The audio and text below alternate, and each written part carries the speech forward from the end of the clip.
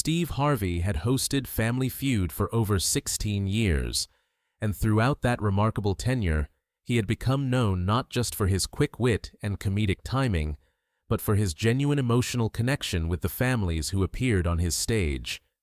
He had laughed with thousands of contestants, celebrated their victories, and occasionally shed tears during particularly moving moments. Yet nothing in his extensive experience in television could have prepared him for what was about to unfold on that crisp November afternoon in 2024. What began as a typical game show taping would transform into a moment so profound, so emotionally devastating, that Steve Harvey would do something he had never done in his entire career. He would walk off his own stage, unable to continue, leaving cameras rolling and an audience sitting in stunned silence as they witnessed the unraveling of a secret that had been buried for over half a century. Before we continue with this extraordinary story that stopped production completely and left everyone present forever changed, if you appreciate hearing stories about truth, forgiveness, and the complex nature of human relationships, please take a moment to like this video and subscribe to our channel. These profound moments deserve to be shared, and your support helps ensure that stories like this one reach the hearts of those who need to hear them most. The Chen family had traveled from San Francisco to participate in Family Feud, bringing with them 3 generations of love, laughter, and what appeared to be the kind of close-knit bond that made for heartwarming television.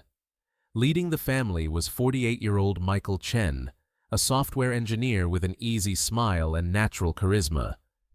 Beside him stood his wife Lisa, then their 2 adult daughters, and finally, at the end of the family line, Michael's mother, 72-year-old Grace Chen. Grace was a petite woman with silver hair pulled back in an elegant bun, wearing a jade green dress that complemented her complexion beautifully. Her posture was straight, her movements graceful, and her eyes held a sharpness that suggested a mind still very much engaged with the world. She wore minimal jewelry, just a simple gold wedding band and a jade pendant that hung from a delicate chain around her neck. During the opening introductions, Steve made his way down the Chen family line with his characteristic warmth and humor.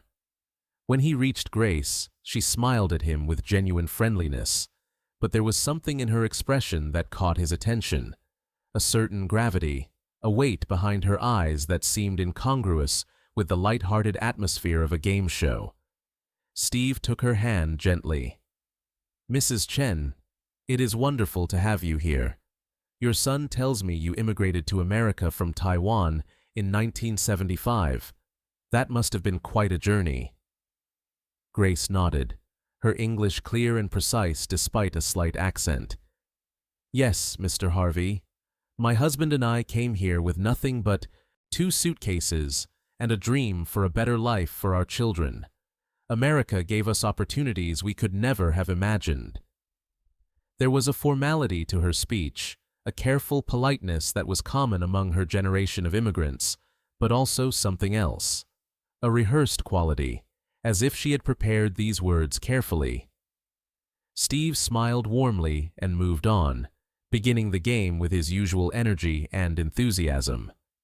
The Chen family competed against the Robertson family from Tennessee, and the game proceeded with the typical blend of competition, humor, and occasional surprising answers that made Family Feud such enduring entertainment.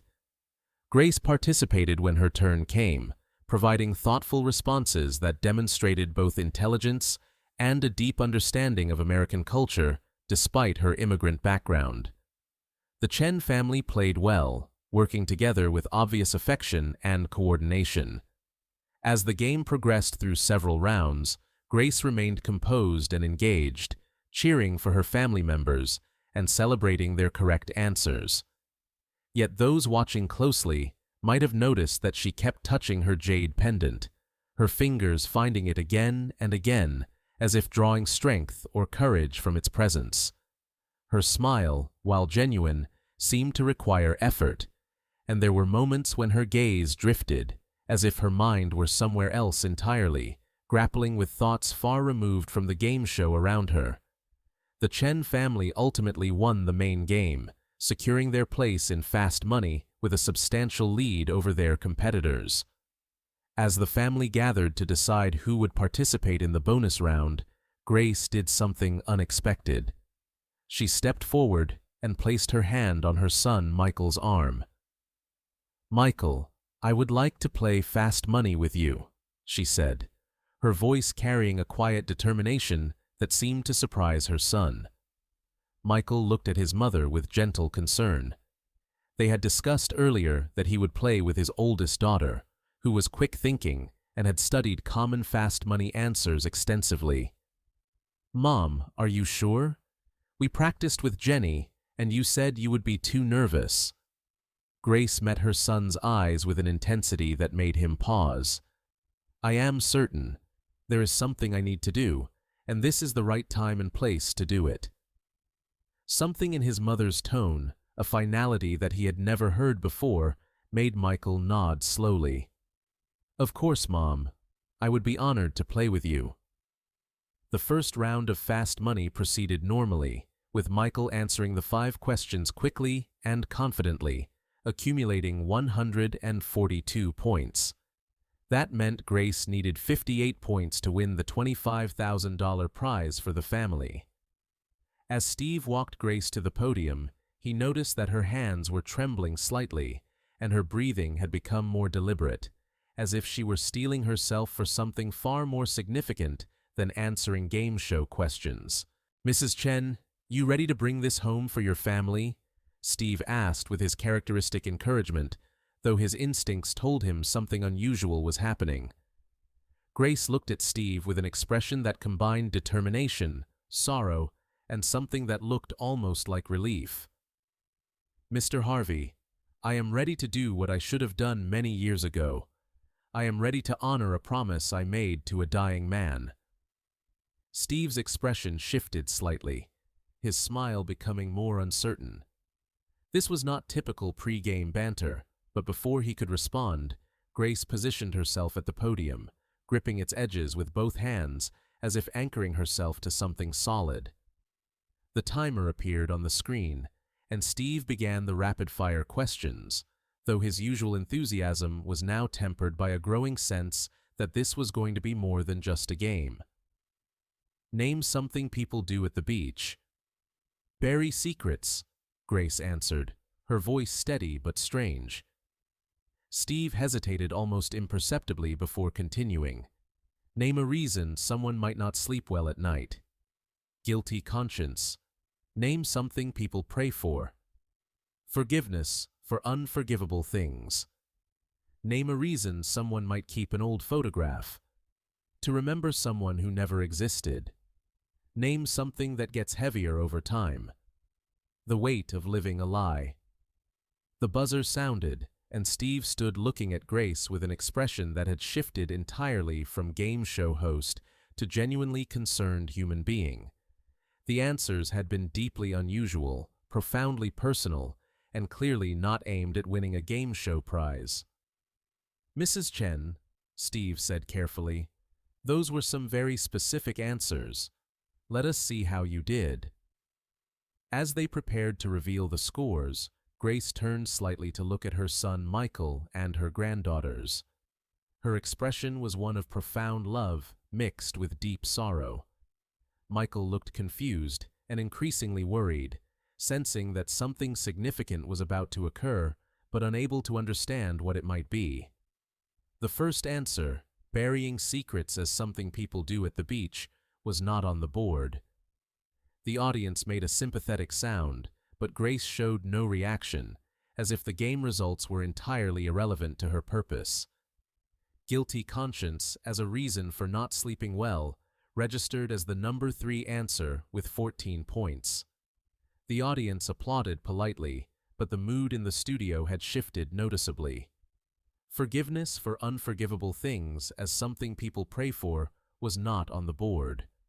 Keeping old photographs to remember someone who never existed was not on the board.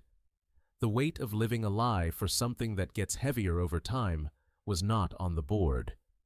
Grace had scored only 14 points. The Chen family had not won the fast money prize. But as the family began to react with disappointed but good-natured acceptance of their loss, Grace raised her hand in a gesture that commanded immediate attention. "Mr. Harvey, I need to say, something," Grace said, her voice now trembling but filled with unmistakable resolve. "I need to say it now, in front of my family, in front of all these witnesses, because I promised my husband on his deathbed that I would tell the truth, and I have been too much of a coward to do it until this moment." Steve Harvey froze. The studio fell into complete silence. Even the crew members stopped what they were doing, sensing that something unprecedented was about to unfold. "Mrs. Chen," Steve said gently, moving closer to her, "what is it you need to say?" Grace took a deep breath, her hands still gripping the podium as if it were the only thing keeping her upright. When she spoke, her voice carried the weight of 50 years of suppressed truth. "My husband, David Chen, passed away 8 months ago after a long battle with heart disease. In his final days, when he knew death was coming, he asked me to sit with him alone. He had something he needed to tell me, something he said he could not take to his grave, something he needed me to know and eventually to share with our son." Michael had moved closer to the stage, his face reflecting growing concern and confusion. Grace looked at him with eyes full of tears. "Your father told me that the story we had always told you about how we met, about how we came to America, about who we were before we became your parents, was not entirely true. He said he had to tell me the real story because he could not die with me not knowing, and he could not have me live the rest of my life not knowing the truth about the man I had been married to for 48 years. The studio was so quiet that the sound of Grace's voice, though not loud, carried to every corner with perfect clarity. "Your father and I always told you that we met in Taiwan, that we fell in love there, that we decided together to immigrate to America for a better future. We told you we came here as young newlyweds, full of hope and dreams. We showed you our wedding photos. We celebrated our anniversary every year on the date we told you we were married. But David confessed to me, in his final hours, that this was not the complete truth." Grace's voice broke slightly, but she pressed on. "The truth is that I did meet David in Taiwan in 1973, but we did not fall in love. I was already married to another man.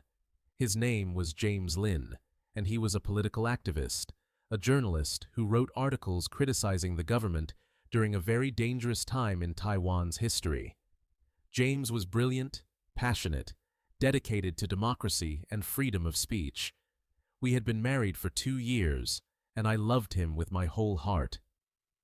Michael's face had gone pale. His daughters were holding each other, sensing that something devastating was being revealed. Steve Harvey stood motionless, his expression reflecting the gravity of what he was hearing.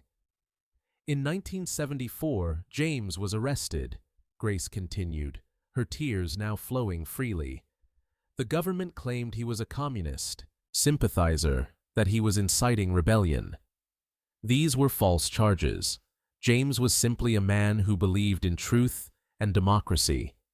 He was imprisoned, and I was told by authorities that I was also under suspicion, that my freedom depended on my cooperation and my distance from James and his activities." Grace's hands were shaking violently now. David Chen worked for the government. Not in a high position, but he had connections. He had access to information. He came to me and told me he could help me, that he could get me out of Taiwan, that he could arrange for James to be transferred to a less harsh prison if I agreed to leave the country with him and never return. He said the government wanted to make an example of James, but they would be satisfied if I disappeared, if the story faded away. The implications of what Grace was describing began to settle over the audience like a heavy blanket.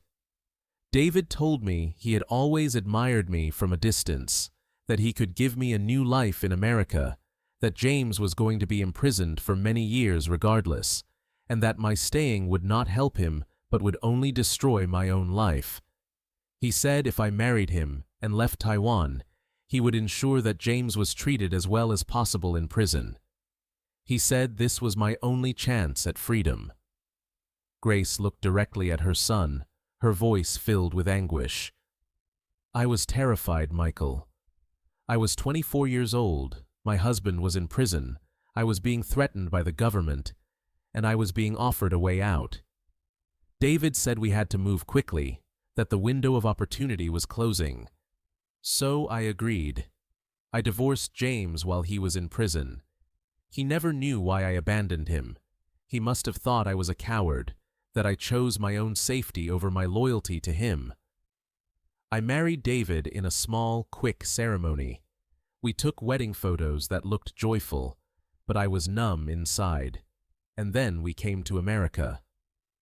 The studio remained in absolute silence, except for the sound of people crying. For 48 years, I lived with David as his wife. We built a life together. We had you, Michael, and you were the light of my life, my purpose, my joy. David was a good father to you. He provided for us. He worked hard. He was faithful. He never mistreated me.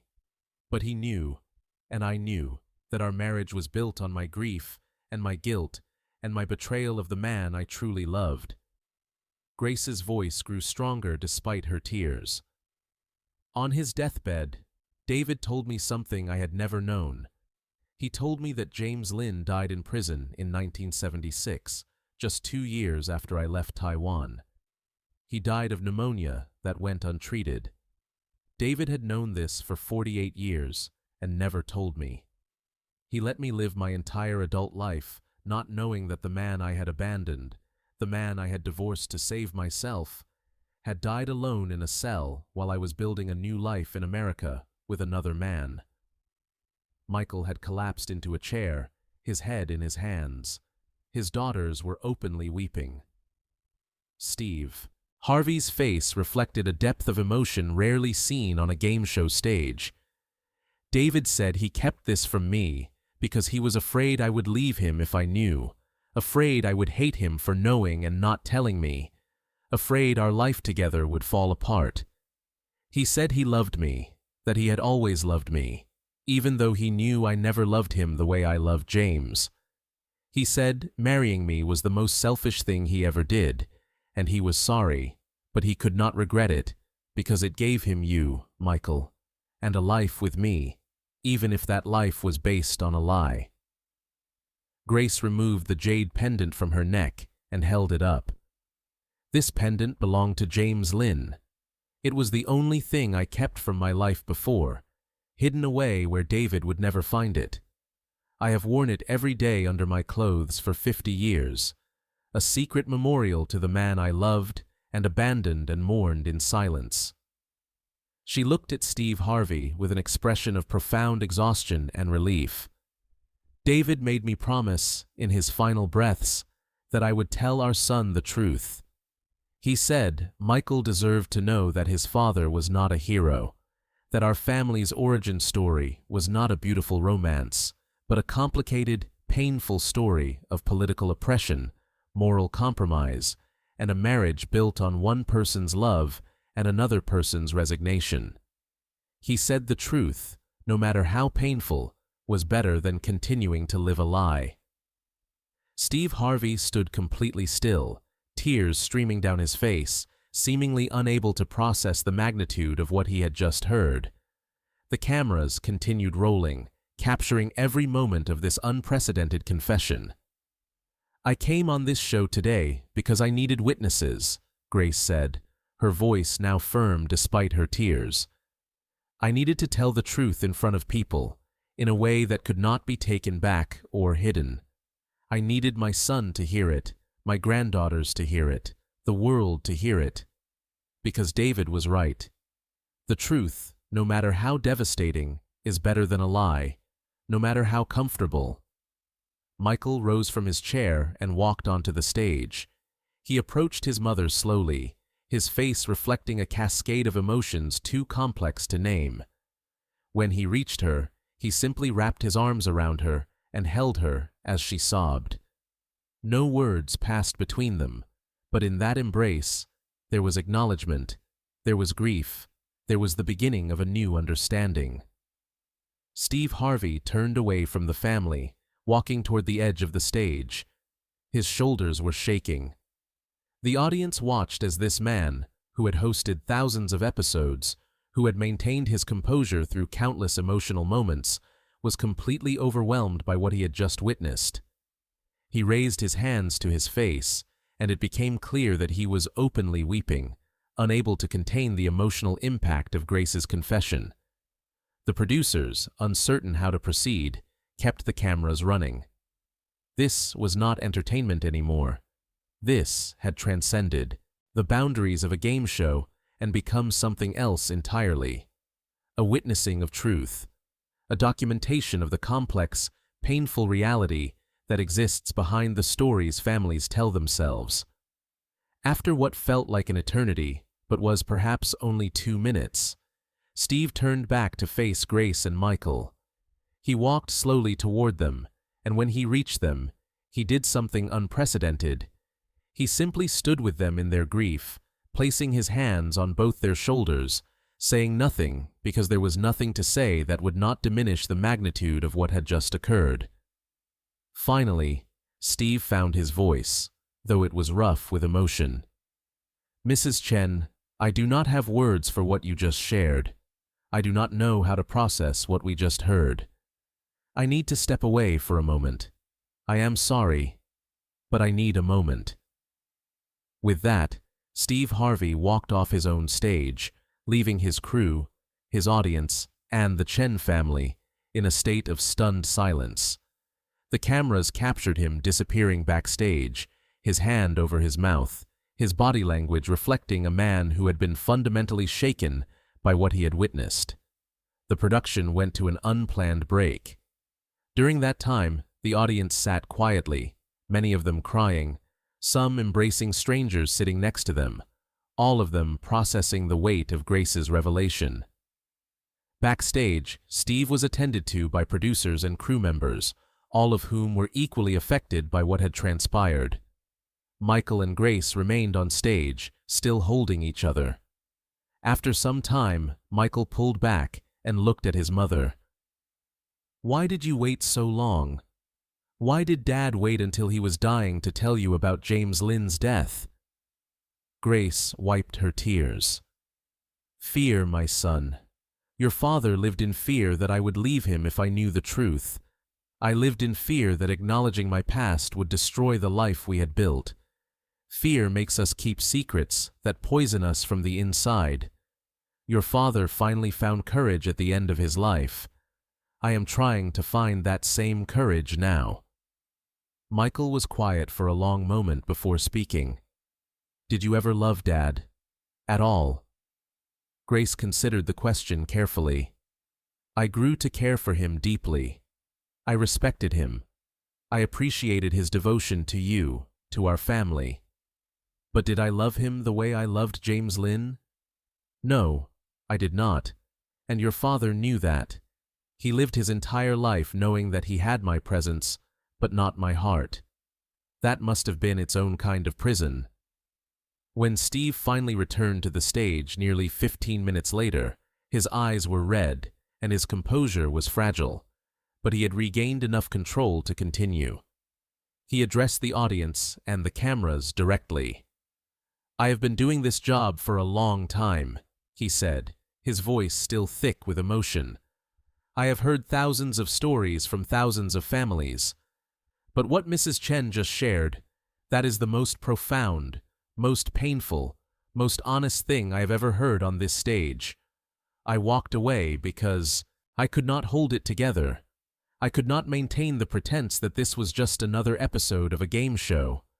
What we just witnessed was a human being choosing truth over comfort, choosing honesty over the peaceful lie that could have gone to her own grave." Steve turned to Grace. "Mrs. Chen, I do not have adequate words to honor what you just did. But I want to say this. Your husband's deathbed confession, and your decision to share it publicly, that took courage that most people will never have to summon. You could have kept this secret. You could have honored your husband's memory by maintaining the story you both created. But you chose truth. You chose to let your son, your granddaughters, and all of us see the complicated, painful reality behind your family's story.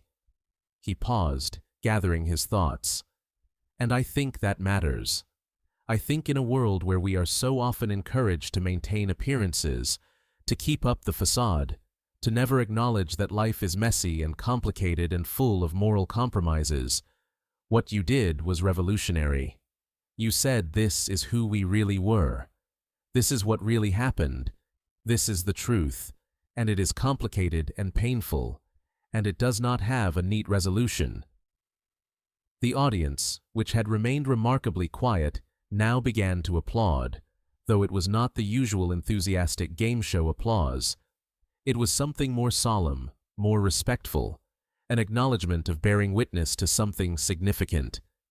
The episode never aired in its original form.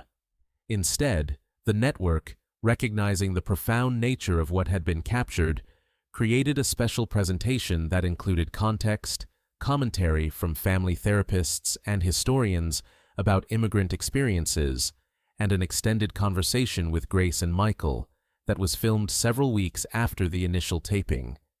In that follow-up conversation, Michael shared that the revelation about his father and mother's true story had been devastating, but also, ultimately, liberating.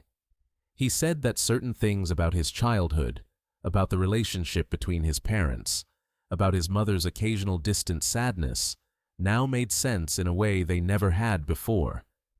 He said he was grieving the father he thought he knew while trying to understand the complicated man his father actually was. Grace spoke about James Lynn, showing photographs she had kept hidden for 50 years. She shared details about his activism, his passion for democracy, his dreams for Taiwan's future. She said that telling his story publicly had been a way of finally honoring his memory, of refusing to let him remain a forgotten casualty of political oppression. Most movingly, Grace revealed that after the episode was filmed, she had been contacted by James Lynn's younger brother, who had seen news reports about her confession. The brother had immigrated to Canada in the 1980s and had spent decades wondering what had happened to his brother's wife, the woman who had divorced James while he was imprisoned. Through tears, Grace described their video call, how she had apologized for abandoning James, how she had mourned with someone who truly understood what had been lost.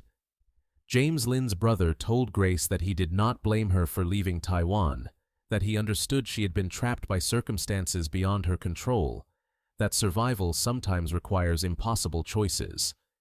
He shared that James had died believing Grace had been forced to abandon him, and that his final words had included a message that if Grace was still alive, she should know he had never stopped loving her, and he hoped she had found peace and safety.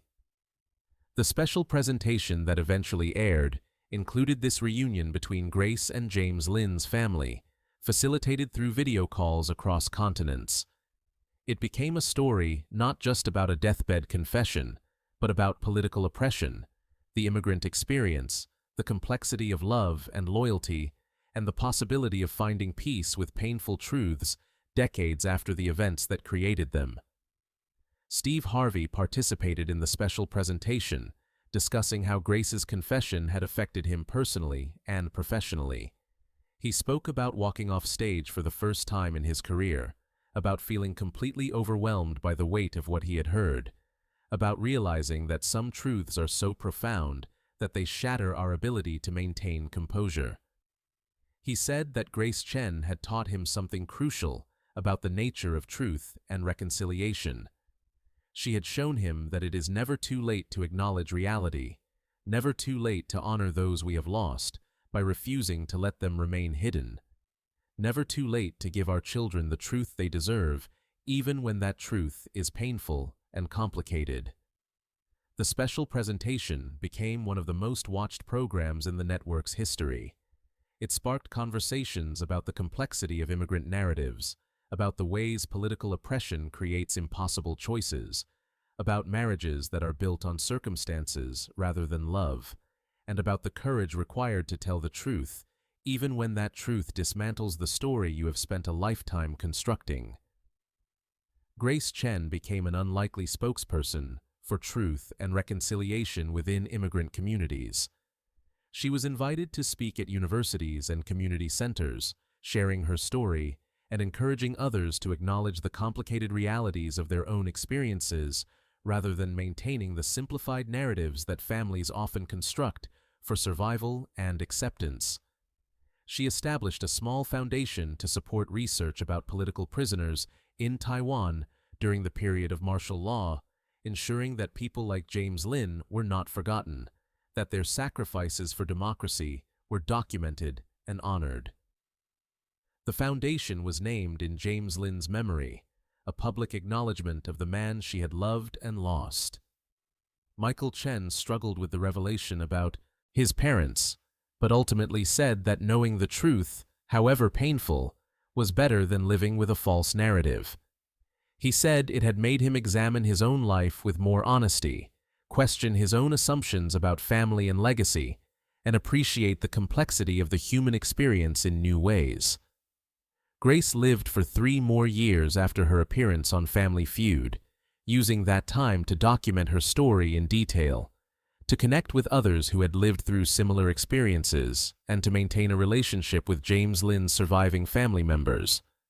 She passed away peacefully in her sleep at age 75, and at her funeral, photographs of both David Chen and James Lin were displayed, an acknowledgement of the 2 men who had shaped her life in such different ways. Steve Harvey continued to host Family Feud, but he often referenced Grace Chen's confession as one of the most significant moments in his entire career. He said it had changed how he listened to the families who appeared on his show, how he understood that every person carries hidden stories, hidden griefs, hidden truths that shape who they are in ways that are not immediately visible. If Grace Chen's story has moved you, if her courage to speak a painful truth after 50 years of silence has inspired you to think differently about honesty, about family narratives, about the complexity of love and loyalty in the face of impossible circumstances, please take a moment to like this video and subscribe to our channel. Share this story with others who might need to hear it. Let Grace's decision to honor both her promise to her dying husband and her own need for truth continue to inspire conversations about the stories we tell ourselves, the secrets we keep, and the liberation that can come from finally speaking what has been hidden for far too long. Because as Grace taught us, the truth, no matter how painful, is ultimately more bearable than a lifetime of silence, and honoring that truth, even decades later, is an act of courage that can heal not just ourselves, but future generations who deserve to know the real story of who we are and where we came from.